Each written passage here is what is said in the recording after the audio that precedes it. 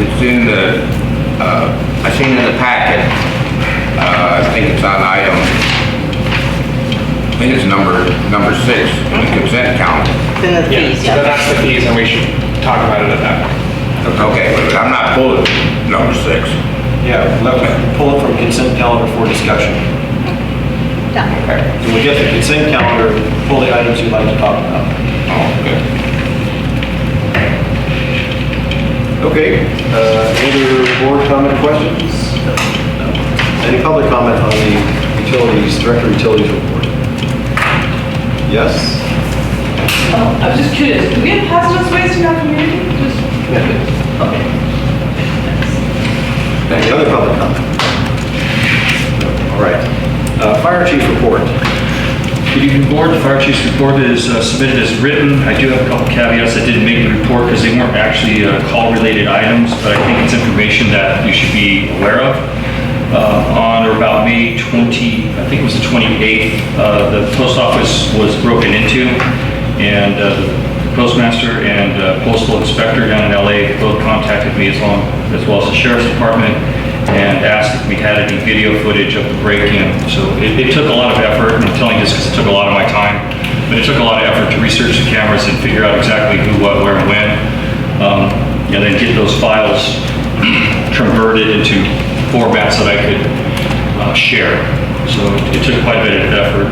I was able to send valuable information to the sheriff and to the U.S. Postal Inspector. And I'll leave that at that. We have had a couple inspections at 560 12th Street. This is Casablanca Mobile Home Park. You guys pass it as you come in. If you noticed, it's been maintained, cleaned up in the last week. Met with the Community Housing and Development team. 2 inspectors came out and we walked through the facility, contacted the person who is the owner's rep and shared our concerns, and they were taken aback, and they came in, they were making swift action of making a lot of progress in a short period of time. So we're working on getting that secondary fire access in and mitigating some of the hodgepodge structures and undocumented structures that are throughout the facility, and it's a huge improvement. It's a very big positive change. Other than that, I did jump ahead on into June on item number 2 just because I thought it was pertinent information, and it's all there. If you have any questions, we have to answer. Thank you.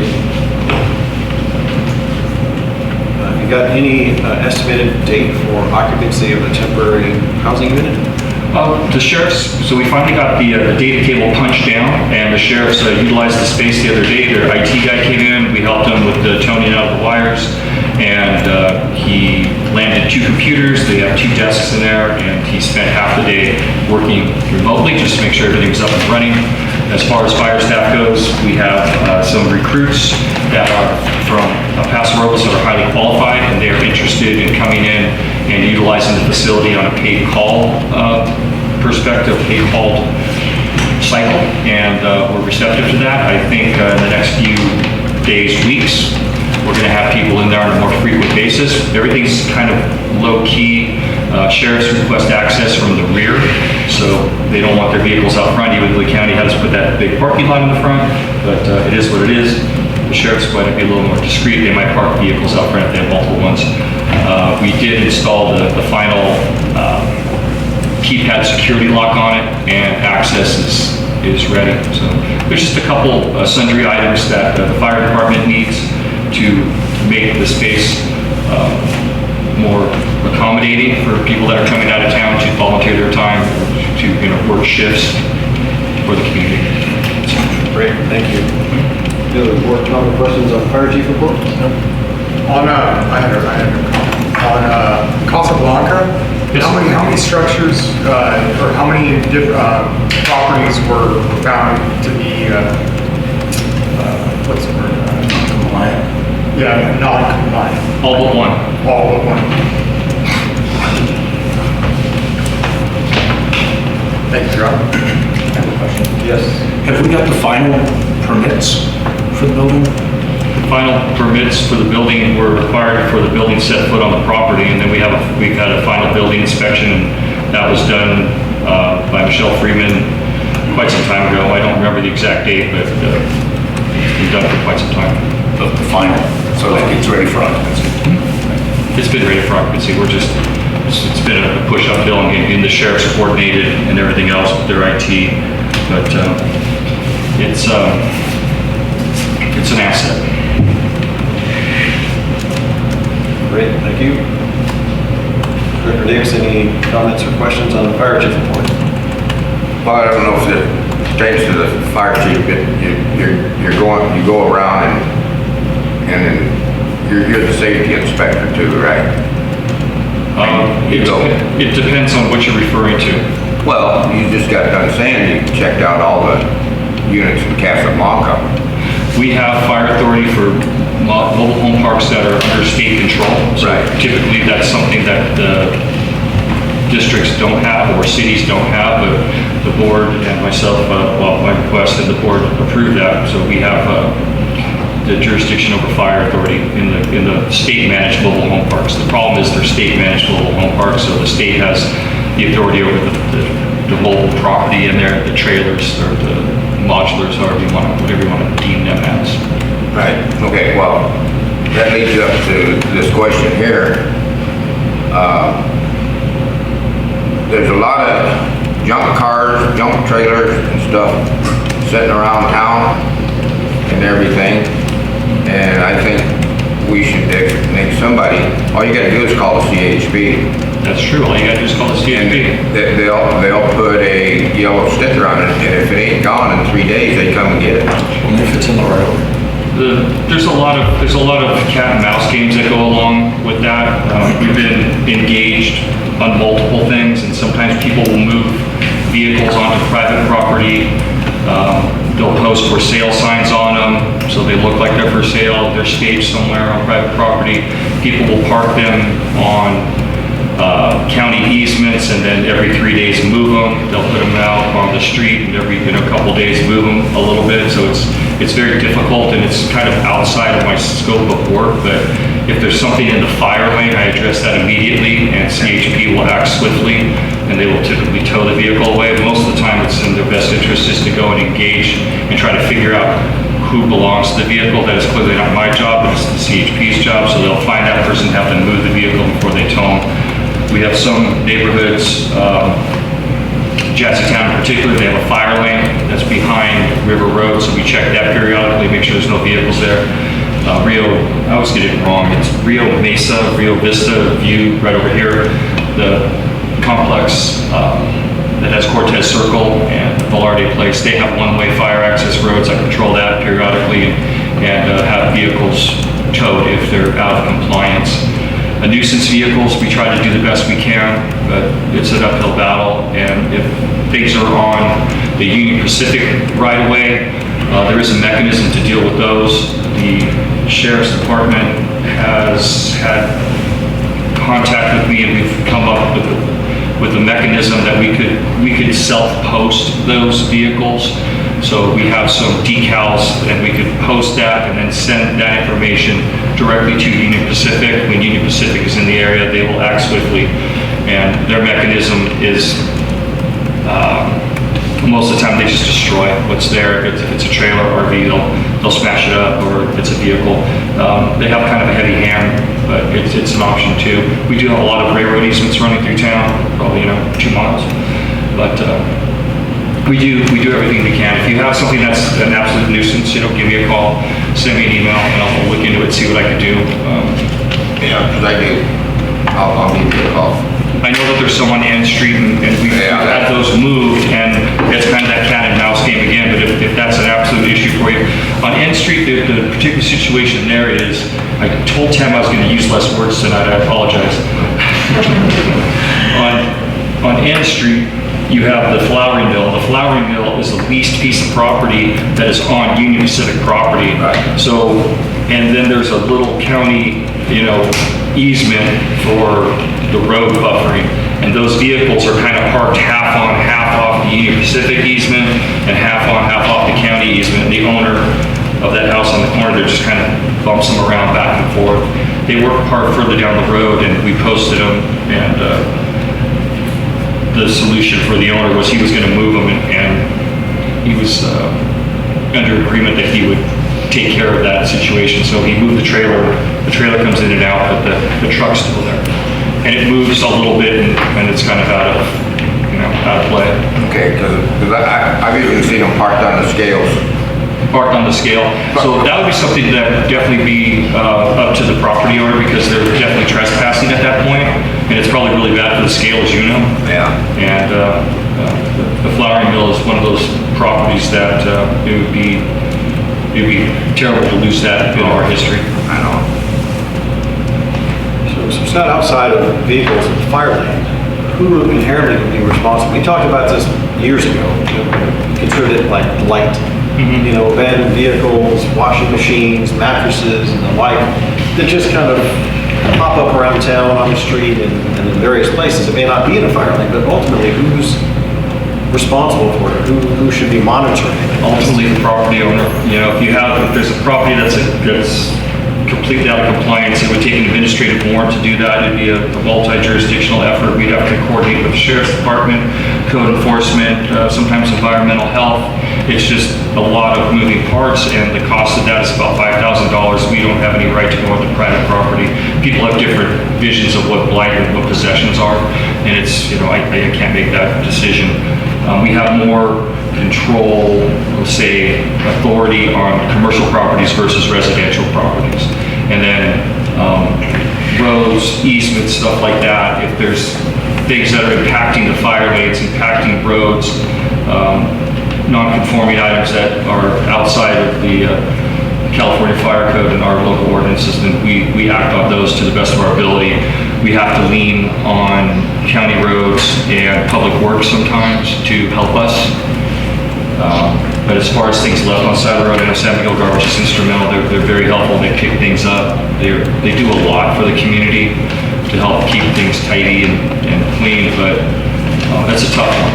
And you know, we try to do everything we can. If there's something like under the freeway, under the River Road Bridge, we were given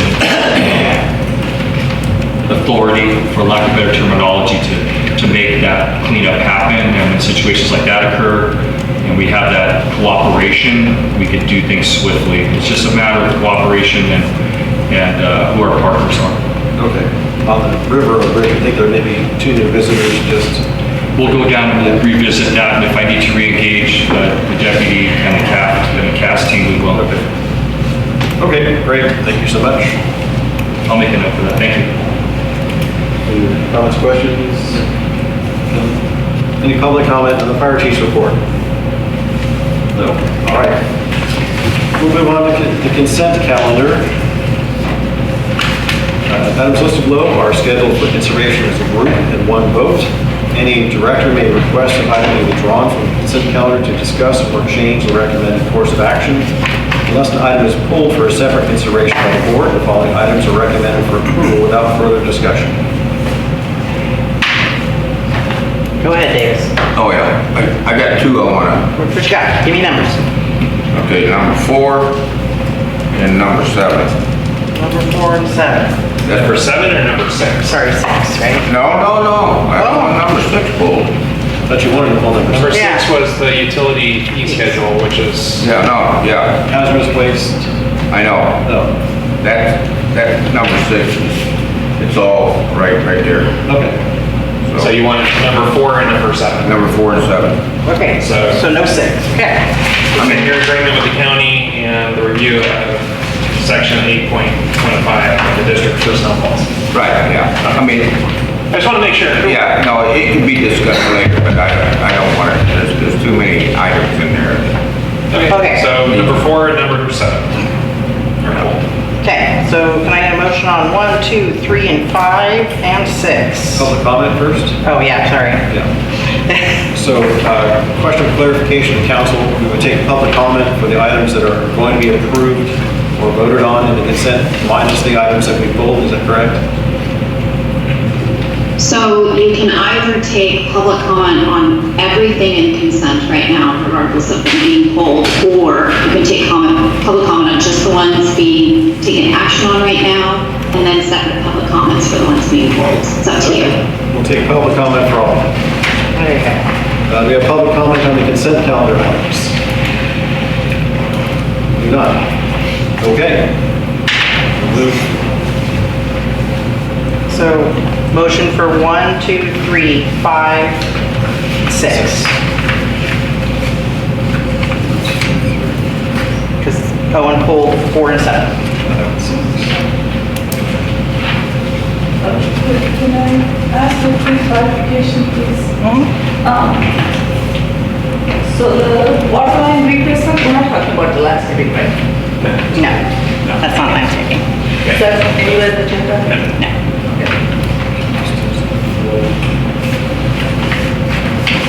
One, 2, 3, 5, and 6. I would motion to approve 1, 2, 3, 5, and 6. Okay, can I get a second? I got a question. No, stand by, yes. We can still discuss these, though, right? Which ones? Number 6. So you can. Okay, so we have to pull it and Pull discuss it to it. discuss it. Would you like to discuss it? Then you. Yeah. Let's discuss it. Let's discuss Yeah, I it. want to Okay, discuss. 4, 6, and 7 Yeah. are being pulled. 4, 6, and 7. So we're gonna approve 1, 2, 3, And 5. 5. Okay, I would motion that we approve items 1, 2, 3, and 5 on the consent calendar. Okay, can I get a second? I'll second. Okay, we'll have a vote on those. Director Davis? Yes. Director Green? Yes. Director Beat? Yes. Director Smiley? Yes. Director Sangster? Yes. Passes 5-0, no absence. And then we'll start with 4.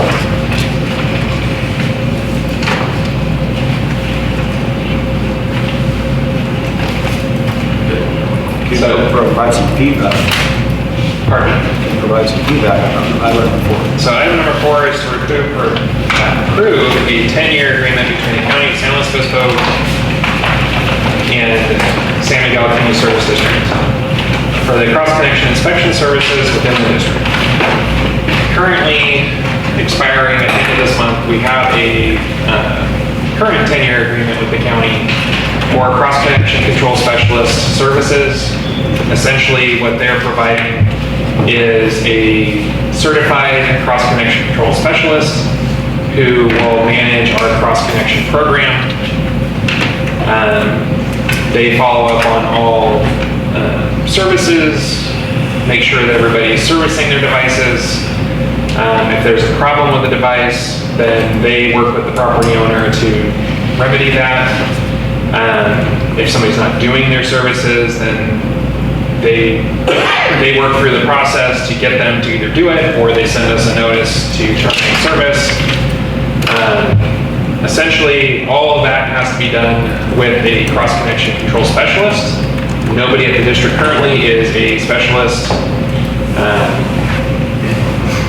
And it's not in this particular month, but in July, a separate item will be coming to the board for a cross-connection control plan, which the district hasn't had before, but starting this year, July 1st, actually, we have to have it, which doubles down on the requirement that you have a specialist, a contract or in-house specialist.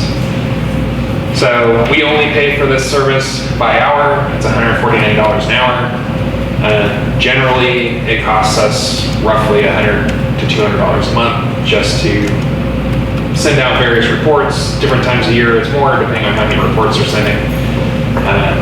Later in the agenda, when we talk about the utility schedule, there's a mechanism in there to get cost recovery for somebody that's a habitual violator. So if there's somebody in town that has backflow, they just don't ever want to test it, and we have to hound them and hound them and hound them, or if we have to actually go physically test it for them, then they would be paying for that cost. The services that we get through cross-connection control of the county are paid for by a $1 fee that's imposed on all backflow owners that helps offset that cost. So again, it's a 10-year agreement from July 1st, 2025 to June 30th, 2035, essentially extending the services that we're getting currently. Thank you. Has the fee schedule changed over the years in our present 10-year agreement? So it's always been an hourly rate. So the current hourly rate is $149, as I mentioned. I don't recall what the previous rate was, but it wasn't that much different. I think it was in like 130 or 140. Okay. And I'm looking for the rate schedule now for the next 10 years. Is there an escalation in that cost? So it'll always be an hourly rate. So if the county approves a higher hourly rate through rate setting or fee setting on the county side, then we would be saddled with that. Okay. So in the agreement, there's no limit setting on of rates. It just refers to the hourly rate. Okay. And if the county, for whatever reason, loses their mind and says it's $10,000 an hour, we're not obligated to use their services, we could find an alternative? Yes. With notice, we can terminate service with the county, and we can either hire our own specialist or contract with somebody else. Okay. And this is really only for water connections that have a backflow conversion? So up till July, backflows were only required on services that are high hazard or extremely high hazard, or if the occupancy was potentially a hazardous environment. So there was a very small amount, I think 46 backflows is what we currently have in the system, including the district's backflows. But starting July 1st, it essentially requires a backflow or a similar mitigation on almost every type of service, except for a home that does not have fire sprinklers. Okay. So we're going to end up with a lot more backflows, but currently we have a very limited number. Most of the additional work that's going to come through will be on us to put that, the work to contact homeowners and figure out hazard class and all that. It will be on us to do. The specialist will just be reviewing that. But there will be more time involved, but there will be also more backflows installed and more revenue to offset that. Okay. We may in the future need to come back and adjust the rate that we're charging to offset, to cover the cost of the service. And currently it's being billed at $1 per... $1 a month per backflow. Okay. Okay, that's all I had. Any gentlemen, any questions or comments? And is this going to be for new, is this going forward for new construction, or is this going for everything? Maybe I heard it wrong. Is what? The backflows, I'm sorry. So starting July 1st, 2025, all new services have to comply with the new hazard plan or cross-connection control plan. All existing services have to be evaluated and will have to have backflows installed if they meet certain criteria. Questions or comments, Jim?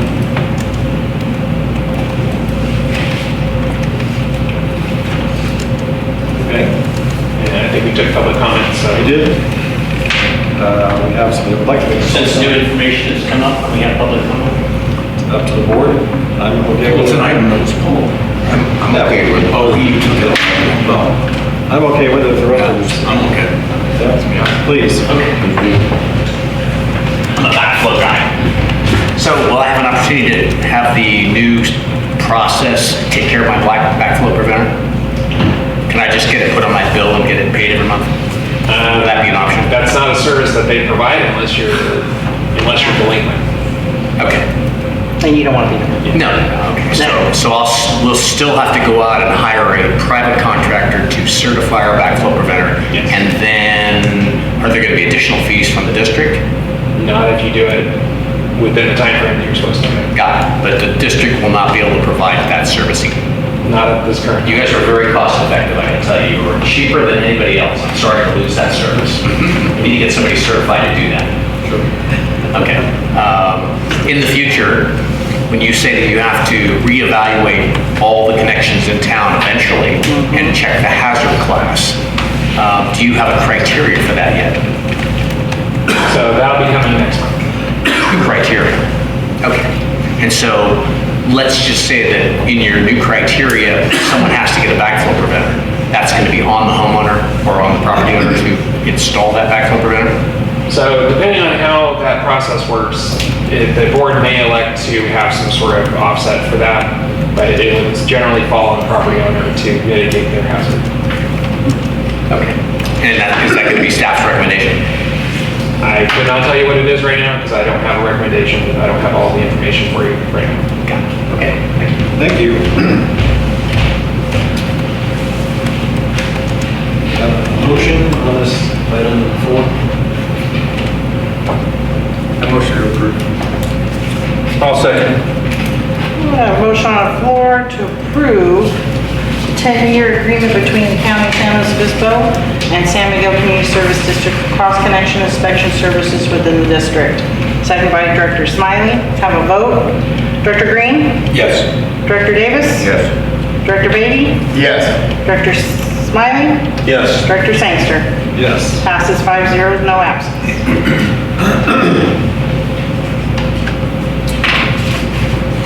Okay, move on to item number 6.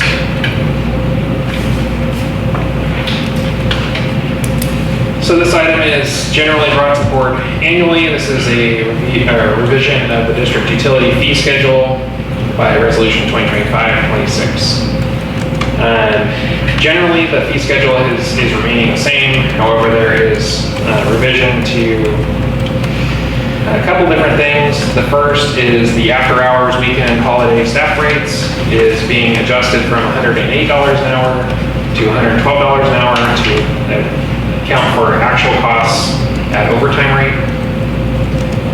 That is hardly ever, if ever, used, but it's just being adjusted so that we can keep up with it in case it actually does get used.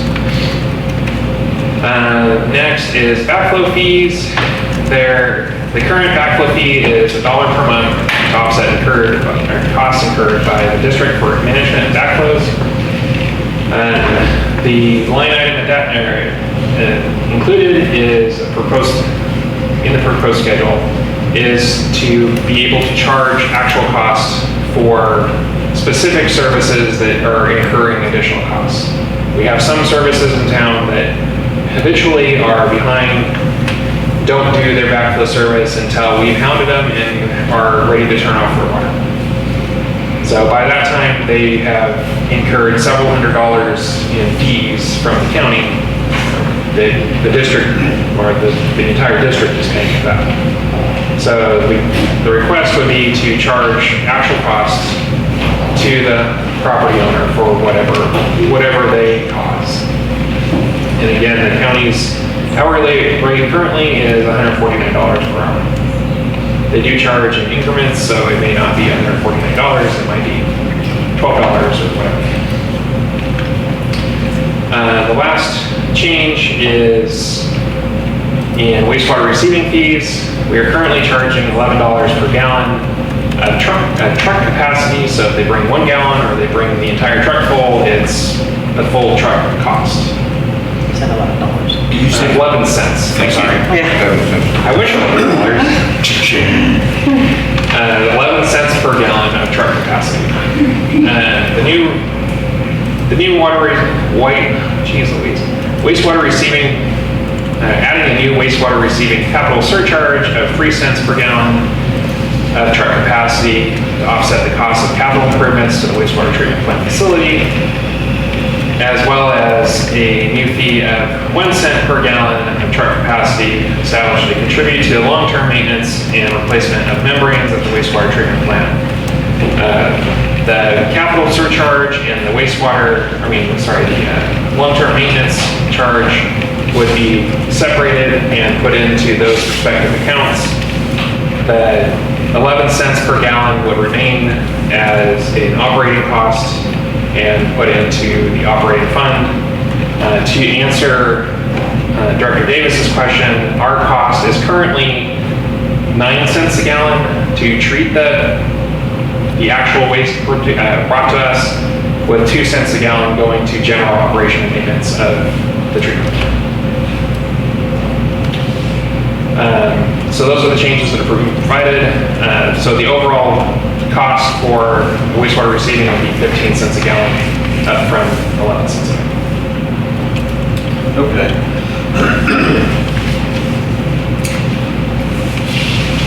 Anybody have any questions or comments? Yep. I got a question. Now, you say, because I've seen those trucks go in there all the time. And also I've seen, usually somebody's over when they're unloading in that big blue water trough. There's one of our guys, they're over there helping them. They don't just come in and dump automatically. So somebody is tied up when they're dumping. And that's accounted for in the 9 cents a gallon. I mean, we don't have a person that's dedicated to that. The person that is doing that work, that is, quote unquote, helping them, isn't really helping them. We're checking what they're bringing, making sure that it's not something that they shouldn't be bringing. I know. Or taking samples. So the time that we're spending on each load is fairly minimal. But that time has been evaluated and is included in the 9 cents a gallon. Right. But, okay, then, we're paying somebody to stand there, even if you want to say they're just standing there. We're paying them, But it's included in the operating cost of 9 cents. right, okay. And it's not, so it could be that you happen to see somebody standing there for the whole time, but I can guarantee you that somebody's not there standing there the entire time each truck is up. Which probably gives you other questions, but the cost of our personnel is accounted for in that 9 cents a gallon. Okay. All right, my next question. What about the solid waste that they're bringing in? The resultant solid waste is, if they bring us material that does not go into the pond, that goes into our solids handling, that's charged at the same rate as liquid waste. So that's enough to offset our cost to dispose of that waste. Okay, that solid waste, I see they dump it in that first, used to be a pond there. Matter of fact, you got a pretty big pile in there. Yeah. Is the pile gonna keep getting bigger and bigger, or how much is it gonna cost to get rid of it? What are you gonna do with it? It's gonna go to the landfill here shortly. Okay, well, that's gonna cost a pretty penny. Was that included in the 9 cents? So the material that's piled up right there that you can see from the parking lot, that is several years of material. And that's material from all of the ponds. That's not, don't misunderstand and think that that's all